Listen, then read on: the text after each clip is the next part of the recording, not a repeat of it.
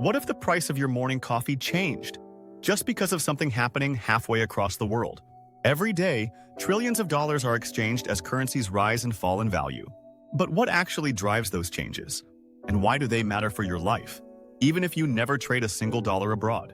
Today, we're unraveling one of the most important forces behind global trade, investment, and even inflation: exchange rates.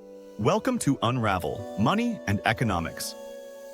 In this channel, we simplify the world of finance, economics, and money, so you can understand how it all works, no matter your background. Let's start with the basics. An exchange rate tells you how much one currency is worth compared to another. For example, if $1 equals 1.3 euros, that's the exchange rate. But exchange rates don't just sit still. They fluctuate constantly. And those movements can impact everything from the price of imports and exports to where investors put their money. Not all currencies behave the same. Floating exchange rates are determined by market forces, supply and demand. The US dollar, euro, and British pound all float. Fixed exchange rates are pegged to another currency. For example, the Hong Kong dollar is tied to the US dollar. Managed float systems are somewhere in between. Governments may intervene occasionally to keep things stable. Each system has pros and cons. Floating currencies give flexibility. Fixed systems offer stability. Managed floats aim to balance both. So, what makes a currency go up or down? Here are some key factors. Interest rates. Higher interest rates attract foreign capital, increasing demand for a country's currency. Inflation. Low inflation often strengthens a currency, while high inflation weakens it. Trade balances. Countries with more exports than imports usually see stronger currencies. Political stability. Investors tend to favor stable governments and economies. Speculation. Traders betting on a currency's future value can cause sharp movements, even if nothing has changed yet. In short, exchange rates are influenced by a mix of economic data, investor behavior, and government policy. Currency trading happens on the foreign exchange market, or Forex, the largest, most liquid financial market in the world. It operates 24 hours a day, 5 days a week. It's decentralized, no single location or exchange. Most trading is done electronically through banks, institutions, and currency traders. Currencies are always traded in pairs, like USD EUR or JPY GBP. You're buying one while selling the other. But you don't need to be a trader for exchange rates to affect you. Exchange rates have a direct impact on imported goods. A weaker local currency means foreign products become more expensive. Travel. Your vacation gets pricier or cheaper depending on the strength of your currency. Gas prices and food costs. Many commodities are priced in US dollars globally. A weak local currency can drive prices higher. Wages and jobs.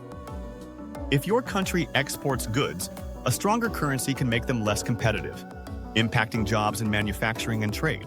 Even if you never touch the Forex market, exchange rates quietly shape your purchasing power and cost of living. Sometimes governments step in to influence exchange rates, either openly or through backdoor moves. Currency devaluation. A country deliberately lowers its currency's value to boost exports, but it can lead to inflation and trade tension. Currency wars. When multiple countries try to out-devalue each other, it can destabilize global markets. Central bank action. Interest rate changes, bond buying programs, and public statements can all move currency values. Policy decisions in one country, like a Fed rate hike in the US, can ripple across the world and shift exchange rates in dozens of other countries. Some currencies play a bigger role on the world stage. The US dollar is the dominant global reserve currency. It's used in most international transactions and held by central banks worldwide. The euro, yen, and Chinese yuan also play major roles. Being a reserve currency gives a country economic advantages, but also responsibilities. If the dollar crashes, it doesn't just affect the US, it shakes the entire global system. What about crypto and digital currencies? Cryptocurrencies like Bitcoin aren't tied to national economies, but their volatility makes them risky as exchange tools. Central bank digital currencies, CBDCs, are digital versions of national currencies and could transform how we trade across borders. Some economists believe exchange rates may become more automated, transparent, and programmable in the future. But for now, traditional currencies still dominate. So, who benefits when a currency rises or falls?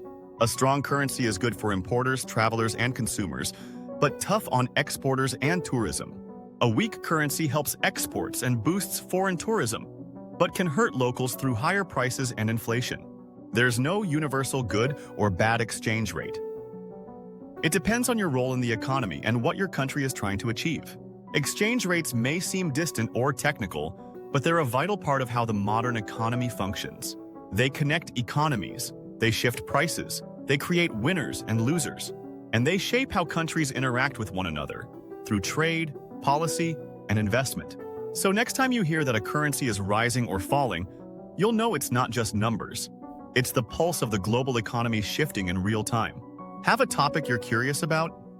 Let us know in the comments, and hit subscribe so you don't miss what's next. As we continue to unravel the world of money and economics, one concept at a time.